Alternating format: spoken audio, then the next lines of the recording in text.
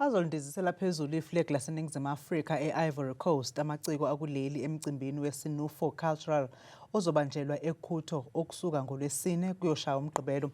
Ukuzwa kabanzi ngalolu hambo samukela ezindabeni zethu umxhumanisi walolu hambo Alex Memela.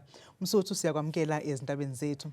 Ngiyajabula baba. Chazeleke ngalamaciko ukuthi obani lamaciko enayo kwenzani le Ivory Coast. Ngiyalibonga ithuba, ngizocela nje ukuqala ngikhuleke eNdlunkulu, ngikhuleke emakhosini sizwe sonke, ngikhuleke kwisilo samabandla wonke, ngikhuleke kwizinduna zonke, ngithi bayede. Uhambo lolu olase Ivory Coast luyintokozo enhle kakhulu kuthina. Siyahamba namaciko, ngikhuluma ngamaciko axubile asuke eKZN yonkana. Ngikhuluma ngoswenka wamabhinca, intokazi edabuka entombane, iyaziwa kakhulu igijima kakhulu nezingane zoma.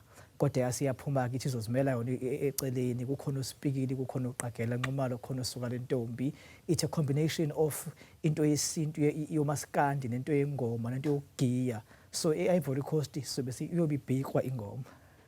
Ikuphi into yokuqhakambisa kakhulu okuveza iNingizimu Afrika lapha eIvory Coast? eIvory Coast siyoqhakambisa isintu, siyoqhakambisa ubumbano, siyoqhakambisa inhlonipho ngoba uyasazi ukuthi thina sithobekile thina abantu bakwaZulu. And siyayigqaja ngento ethe siyenzayo sobe sivunule siqedile, insizwa zizobe zivunulile nentombi zizobe zivunulile.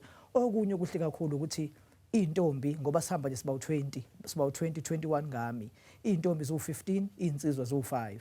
Isizathu salokho ukuthi siphakamisa nentombi ukuthi ngoba isikhathi esiningi zibukeleka phansi emculweni nasemcimbini yemicimbi uthola ukuthi azingena kanjalo, nasemsakazweni emkhulu uthola ukuthi azidlaladlaleki. So siphakamisa wonke umuntu ukuthi nabo nalabo abasemakhaya kusukela koDonnybrook koShowe koXhobhela eMantente abazamayo amavukane labo kuthiwa amavukane ukuthi sifuna bazi ukuthi no ikhona lento uma siyenza into yethu kukhona okuzovela okuhle.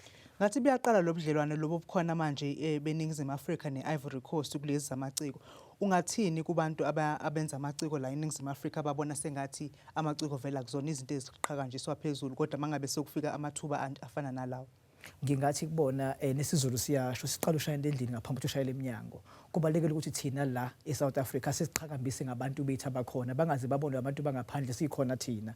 Mase behambile bengaphandle sebebuya ngaphakathi la ezweni lethu kuyimasi bajabulela. Ngiyafisa ukuthi lobudlelwane futhi lobudlelwane base-Ivory Coast eSouth Africa buyoqiniswa kahle kahle ebuqalile. Sesiyobuqinisa ngofika siyofaka isitembu ukuthi nje manje uzobona amaciko ase-Ivory Coast acula umculo wesintu ekhona ngala ubona bangala ekhona ngale. Ingakho before sihambile sayokhothama eNdlunkulu emashobeni esigodlweni siyocela isibusiso kwesilo, siyocela ukuthi isilo sikwazi ukusinyakazisela. Isona ngempela sesinyakazelile.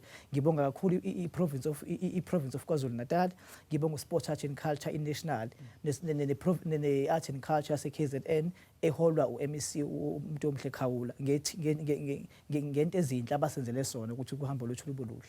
Siyabonga kakhulu ngesikhathi sakho besixoxisana no-Alex Memela mayelana nohambo lwamaciko angamashumi 20 aya KwaZulu Natal ayobamba iqhaza emcimbini weSinufo Cultural eIvory Coast.